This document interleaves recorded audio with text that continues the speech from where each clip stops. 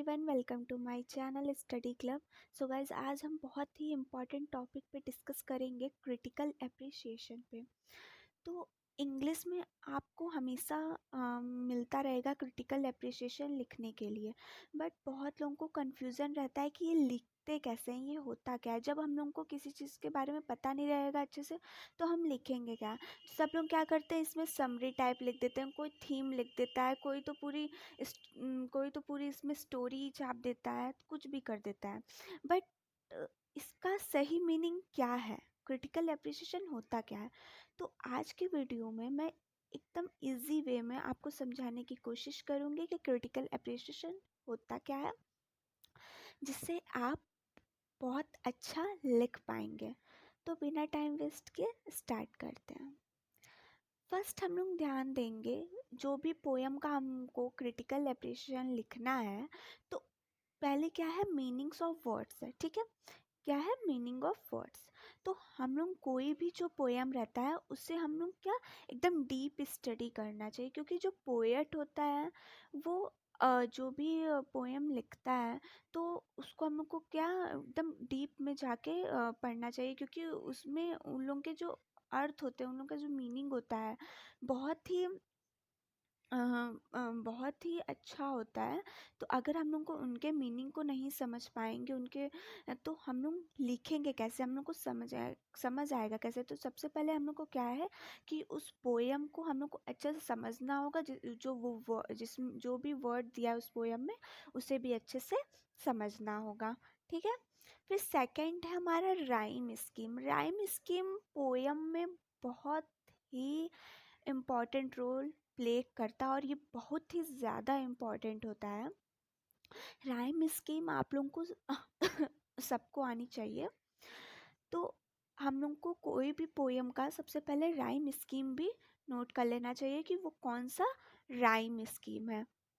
Okay, third होता है speaker. Poem में क्या है कि बहुत से स्पीकर भी होते हैं, तो हमको क्या है कि उन पे भी ध्यान देना होगा कि स्पीकर जो है कौन कौन है। ठीक है, fourth point is figure of speech. Figure of speech भी बहुत इंपॉर्टेंट रोल प्ले करता है। फिगर ऑफ स्पीच में जैसे सिमली, मेटाफर, हाइपरबोल, लाइक ये सब होते हैं। ठीक है, तो हम लोग को जो भी पोयम है, तो किस वर्ड में कौन सा फिगर ऑफ स्पीच यूज हुआ है। ठीक है, तो अगर हम लोग को कोई भी पोयम में एक स्टैंजा हम लोग को मिलता है कि उसको हम लोग को क्रिटिकल एप्रिसिएशन करना है, तो उस स्टेंजा में हम लोग पहले तो देखेंगे कि कौन सा वर्ड, जो पहले तो उसका मीनिंग देखेंगे कि वो क्या बता रहा है, और फिर हमको उससे पता चलेगा कि इसमें कौन सा फिगर ऑफ स्पीच है। अगर आप फिगर ऑफ स्पीच अच्छे से पढ़े होंगे तो आप आराम से कर लेंगे। तो उसमें फिर हमें देखना होगा कि फिगर ऑफ स्पीच क्या है, और हम लोग उससे नोट कर लेंगे, लाइक सिमली, मेटाफर, ये सब। Fifth point is language and style. Language and style, जो वो पोएट होते हैं, तो उनका जो लैंग्वेज और लिखने का जो स्टाइल होता है, वो बहुत ही यूनिक होता है, बहुत ही अच्छा भी होता है। हम लोग को उनके जो वर्ड होते हैं, वो कभी कभी दो मीनिंग की तरह लगते हैं, कि हमको ऐसा लग रहा है पर नहीं, ये वो ऐसा कहना चाह रहे हैं। तो हम लोग के उनको क्या लैंग्वेज और उनके स्टाइल पे भी ध्यान देना होता है।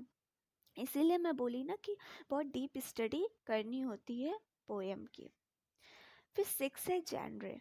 इसमें क्या होता है, लाइक एपिक, सोनेट, लिरिक, ये सब जो होते हैं इसमें होते हैं। तो जो भी, अगर हम सोनेट लिख रहे हैं, लिरिक लिख रहे हैं, या एपिक लिख रहे हैं, तो हमको पता होना चाहिए कि हम क्या लिख रहे हैं, तो वो भी हम क्या क्रिटिकल एप्रिसिएशन में मेंशन करेंगे। सेवन है टोन। ठीक है, टोन, पोएट क्या कहना चाह रहा है, ये किस चीज़ पे है। अगर ये सोनेट है तो ये कौन सी सोनेट है। अगर ये पोयम है तो कौन सी पोयम है। अगर ये लव स्टोरी है तो लव स्टोरी, अगर सैड स्टोरी है तो सैड स्टोरी। तो हमको क्या टोन पे भी ध्यान देना होता है, कि जो भी है तो हम क्या वहाँ पे वो मेंशन करेंगे, और उस हिसाब से हम क्रिटिकल एप्रिसिएशन करेंगे। आई होप गाइस आप लोगों को समझ में आ गया होगा। नहीं आया है तो आप लोग प्लीज़ पूछिएगा। Thank you.